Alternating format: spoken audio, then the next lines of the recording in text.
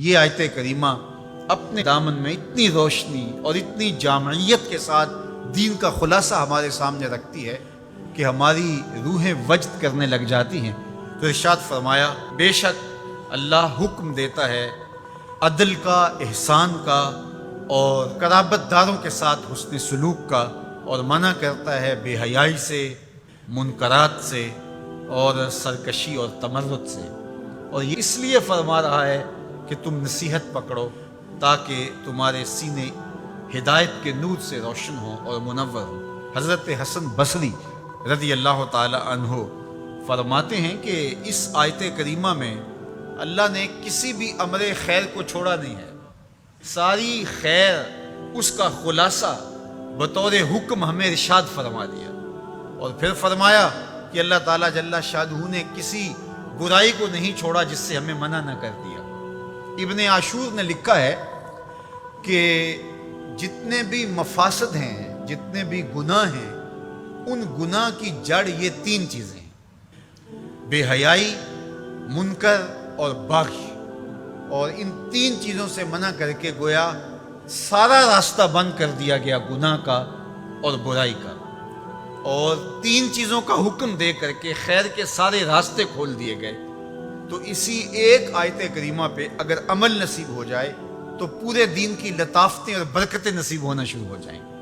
تو تین چیزوں کا حکم دیا کرنے کا، ان اللہ یامر بالعدل، بے شک اللہ عدل کا حکم دیتا ہے، انصاف کا حکم دیتا ہے۔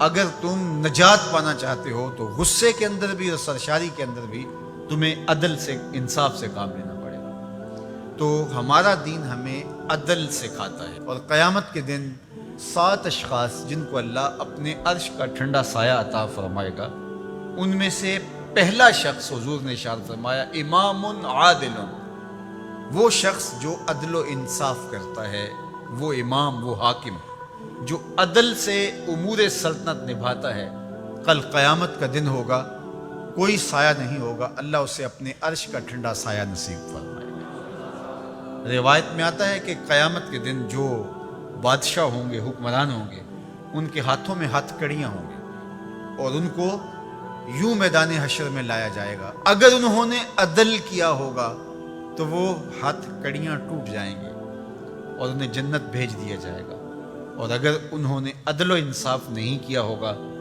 تو ان ہتھ کڑیوں کے ساتھ ان کو جہنم میں دھکیل دیا جائے گا۔ ہمیں عدل کرنے کی تلقین کی گئی۔ ملکوں کے اندر طمانینت، سکون اور قرار عدل کے ذریعے سے آتا ہے۔ ایک عربی کا مقولہ ہے، الملک یدوم بالکفر ولا یدوم بالظلم۔ ملک کفر کے ساتھ تو قائم رہ سکتے ہیں لیکن ظلم کے ساتھ قائم نہیں رہ سکتے۔ علماء نے عدل کے حوالے سے یہ بات بھی لکھی ہے کہ اس کا مطلب اللہ نے ہمارے اوپر جو بھی فریضہ عائد کیا ہے اس کو پورا کرنا یہ عدل کہلاتا ہے۔ لوگوں کی امانات کو ادا کرنا یہ عدل کہلاتا ہے۔ ظلم کو ترک کرنا اور انصاف کا بول بالا یہ عدل کہلاتا ہے۔ اس عدل سے مراد صاحب حق کو حق دینا ہے، جس کا جو حق ہے اس کو دینا یہ عدل کہلاتا ہے۔ اللہ جو ہمیں عدل کا حکم دیتا ہے، اس کا مطلب ہے ہمارے ذمے جس کا حق ہے، ہمارے باپ کا ہے، ہماری اولاد کا ہے، ہماری ازواج کا ہے، ہمارے اہل خانہ کا ہے، ہمارے ہمسایوں کا ہے، دوستوں کا ہے، جس کا بھی حق ہمارے ذمے ہے، بلکہ فرمایا کہ تیرے نفس کا تیرے اوپر حق ہے۔ حدیث طویل ہے کہ حضور علیہ الصلوۃ والسلام نے فرمایا ان لربک علیک حقا، تیرے رب کا تیرے اوپر حق ہے، ولنفسک علیک حقا، اور تیرے نفس کا تیرے اوپر حق ہے، وَلِأَهْلِكَ عَلَيْكَ حَقًّا، اور تیرے اہل کا تیرے اوپر حق ہے۔ اور ایک حدیث کے لفظ ہیں وَلِزَوْجِكَ عَلَيْكَ حَقًّا، اور تیری بیوی کا تیرے اوپر حق ہے۔ فَآتِ كُلَّ ذِي حَقٍّ حَقًّا، ہر صاحب حق کو تو نے حق ادا کرنا ہوگا۔ تو جس کا ہمارے ذمے حق ہے، جب ہم وہ ادا کرنے لگ جائیں گے تو یہ عدل قائم ہوگا، اور عدل قائم ہوگا تو معاشرہ پرسکون ہو جائے گا۔